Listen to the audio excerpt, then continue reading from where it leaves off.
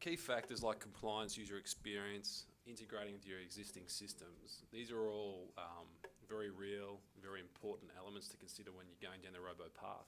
In your organisations, how do you prioritise those, or what do you think is the most critical to get traction or to get a robo solution in the market?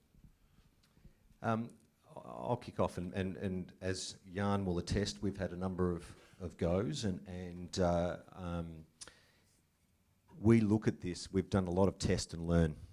We've put solutions out. We've tested it. We've learnt from those. We've learnt from the customer feedback that we've had as a result, and we've iterated, and we continue to do that. And so that's really been an important lesson for us. Is particularly over our overall transformation program, is testing and learning is such a critical aspect.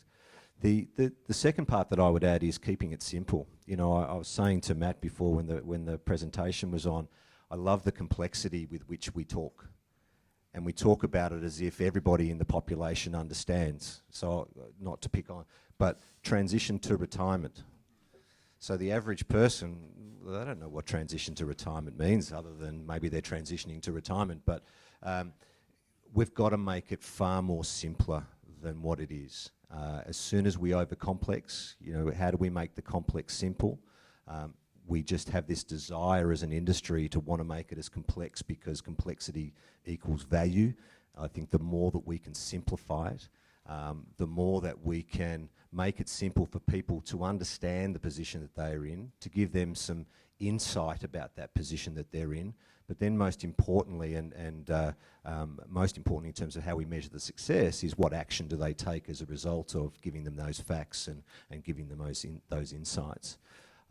The final point that I would make that we have spent a lot of time on is really looking at that customer experience, and we talked about it obviously before as you were going through the demonstration, but focusing on that user experience throughout the whole journey that a member might have, not just from an advisory perspective, but across their whole life from a superannuation point of view, is where we start to build these experiences. Can I jump in? Alex. So I'm Alex Green from Accenture, and my background is in customer. So I like to think that my part in our roles in Accenture with our clients is to think about the customer first. And it's very interesting that you were talking about the customer and the customer experience, the client experience. We've done some very interesting research across the globe in the last few years as we've been seeing the likes of robo-advice and digital really increase in popularity around the type of customer that organisations such as yours now need to cater for. And we have termed the latest generation after X, Y, millennials, we've now got a Generation D. Generation D essentially stands for digital. And interestingly enough, the digital generation cuts across the different customer segments or age groups.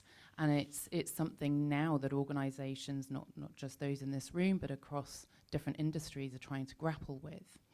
And it's even more interesting, the demands that the different age groups within that Generation D are putting on organisations. So some of the, I won't bore you with all the facts and figures. I'm more than happy to circulate some of our points of view on this afterwards, and more than happy to talk about it. But actually the millennial age group is becoming ever more demanding of financial services organisations, and in fact are looking across different organisations and different sources for data and information even before they come to organisations such as yours for financial advice. And there's several different factors that have cropped up that makes that true, including, you know, decreasing trust in the face-to-face advice, more engagement with the digital channels and wanting to do things in their own time, at their own convenience and so forth. So the likes of Decimal and the likes of robo-advice and so forth to cater for the Generation D is really important. And incorporating that into the thought processes and the stepping stones that are taken over the next years, as well as transitions from maybe the boomer segment into the younger generations, is also very important.